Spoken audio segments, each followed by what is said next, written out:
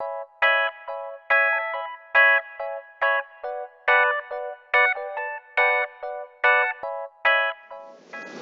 guys, welcome back to another edition of Cartooning Class. Today we're going to talk about facial proportions and how you can use guidelines to make sure your characters stay consistent each time that you draw them. So I'm using a really basic example here to show everything clearly, but I just wanted to make a note for you guys that if you were to use more complex characters, this is only going to become more extreme. I'm keeping it simple so it's very clear, but if I were to use more complex characters with more complex features, this would just get more extreme as we move forward. So just keep that in mind. What you guys are looking at is a grid of the same head and same facial features, but I'm moving them around the head so that they're more spread out or more condensed.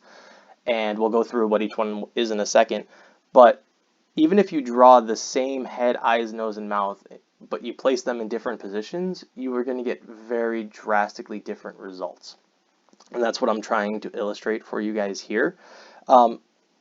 Because we're working on narrative storytelling and visual storytelling, we have to be able to draw the characters multiple times because we're showing a passage of time in our stories. So being able to draw the character consistently over and over again in different positions from different angles is really important. So that the reader is able to tell exactly which character is which, and there's no confusion with the reader as they're trying to work their way through the story. So one thing that helps a lot is to use guidelines so you can plot where the facial features are going to be placed. And there's no right or wrong answer for each character. You can move them up, you can move them down, you can move them closer together or further apart, but it's going to be different for each character. It's going to be different for each artist, and you want to make sure that you're making these creative decisions as you're developing the characters so that you know how to draw them consistently each time. This same concept is true not just for keeping your characters consistent, but also for creating variety and contrast in your characters.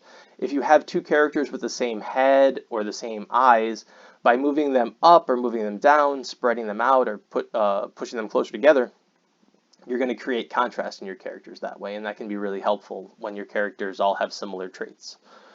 So when you're designing your characters, think about the placement and the proportion of the features, meaning how big the features are compared to the head and how big the features are compared to the other features, like how big the eyes are to the nose and the nose is to the mouth.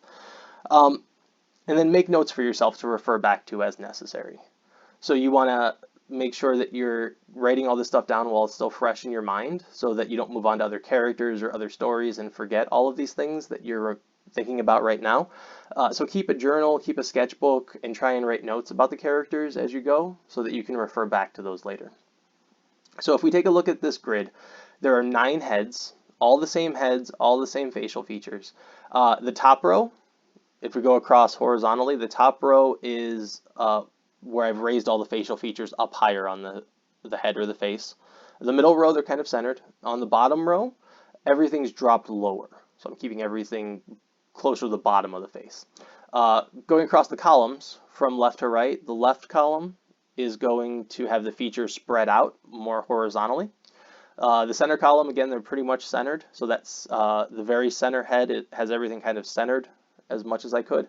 And then on the right column, you see all the facial features are kind of squished in horizontally. So what I want you guys to do is to try this on your own.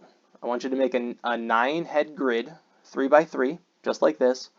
And I want you to pick a head shape, eyes, nose, and a mouth. And I want you to play around with spreading them out or condensing them just like this.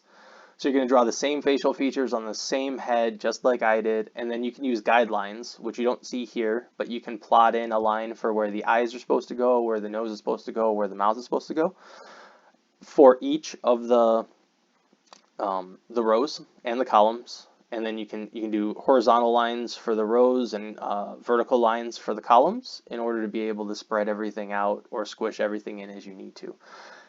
Give that a shot. I know this might seem really basic to some of you, but this is a really important lesson. Too often, a lot of students tend to think that if they draw the same eyes and the same facial features every time, they're going to get consistent results.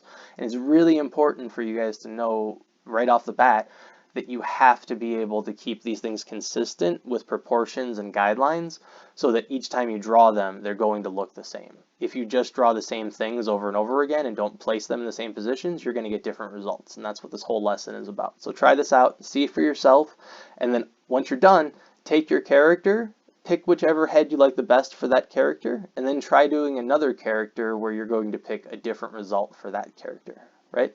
Give that a shot, see how it goes. If you guys have any questions, please leave them in the comments below.